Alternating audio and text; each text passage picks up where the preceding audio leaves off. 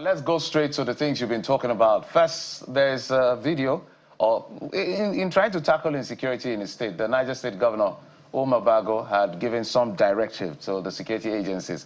But one got a lot of Nigerians curious, and this is the particular one I would like you to listen to. Anybody that you find with barber or dreadlock, arrest him, barb his hair, and find him. Nobody should carry any kind of hair court again inside MENA. I have given you marching order, the security agencies. Anybody you find with a weapon, deal with him as an armed robber. So for parents, warn your children, warn your wards. From this moment, is 100% fire for fire.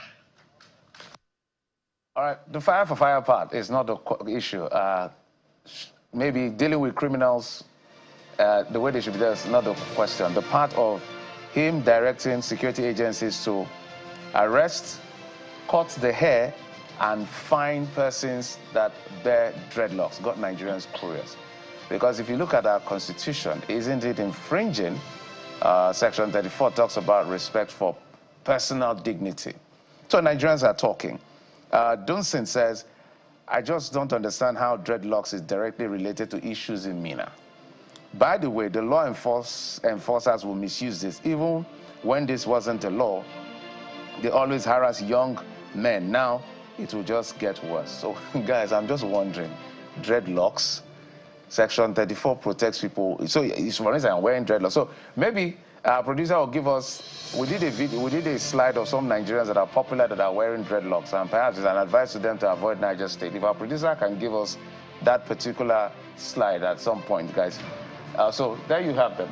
Kelechi Amadiobi, Timi Dakolo, Pastor Jimmy Odukoya, Burner Boy, Uti Machuku, Rude Boy of P-Square, Ademola Lukman, our superstar, Alex Iwobi, and Calvin Bassey. So perhaps this one should avoid Niger State. What the government said. Guys, I'm just wondering what is going on in Nigeria. You know what, my own issue right now is very interesting, really. I am tired, and I think it sometimes even just stresses me when I hear people describe it as dreadlocks. It is not dreadlocks, it is just locks, first of all. When you put dread there, it's something to be feared, and I think that's one of the things that we've used to profile and make this hairstyle, which, by the way, is very cultural, is very deep with us. We've made it look really bad, so you call it dread. Dread means you fear something, you then add locks. It is actually just locks, that's what it is called. So first, Governor, on that one, please don't call it dreadlocks. It is locks. That is what it is called. Locks, all right?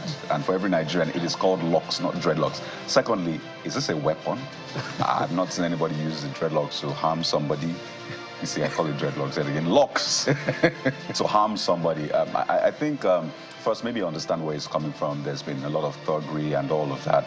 And it looks like that's their identity. They wear locks in the state. But hey, this is very extreme. If these people come to your state, what happens to them? So please, let's call it locks. Let's recognize locks as something that is deep. It is cultural. It goes all the way back. Rastafarians. You get it. It goes all the way back. It's actually, some will say it's actually our own kind of hairstyle. It's spiritual for Rastafarians. Right. So it's not a weapon. I don't see it as a weapon. So, Mr. Governor, perhaps you come out and show us where the locks have been used to harm people, have escalated insecurity in your state. Then maybe we'll better understand. But right now, it doesn't make sense. It doesn't make sense. Even it infringes on Section 34 of the Constitution, in my view. Yeah. Because if you're wearing, Bukola looking beautiful, like they say she's wearing, according to you, not dreadlocks, locks now, and maybe she's a man, and you go and arrest him, and you're indignifying him. You're not respecting him. And that's a constitutional infringement. And they have a state attorney general who should be advising the governor. Well, Jeffrey Nkade, I'm suffering from fatigue from, criticizing or scrutinizing lack of creativity in responding to real socioeconomic issues, which should be insecurity in this regard. I wonder if this has any bearing on the real issues of banditry and insecurity, of which Niger State is not exempt from. What has locks, thank you, Kadi, for the correction, got to do with those issues? Why should security agents be empowered to go after those who carry locks? Does that solve the challenge of kidnapping that is very real in Niger State? Absolutely not. I won't even go into talking about how it infringes on the personal dignity. It's a waste of resources. What we should be talking about is how the security agents in that state and in other states have been reinforced to tackle the real issues of security. Where are the police divisions, the police stations? How many police stations are close to areas that are challenged? How many checkpoints are close to areas that are challenged? Should there be any case of kidnapping or banditry in a community, how quick will security agents respond to those issues? Those are the real issues that we should be addressing, and certainly not locks. Absolutely. So let us know what you think about this. That is our question of the day.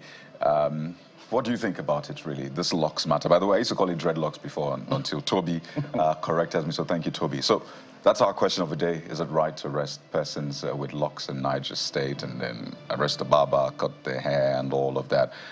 You can send your thoughts to our WhatsApp number, which is on your screen. Let us know what you think about this one from the Niger State governor.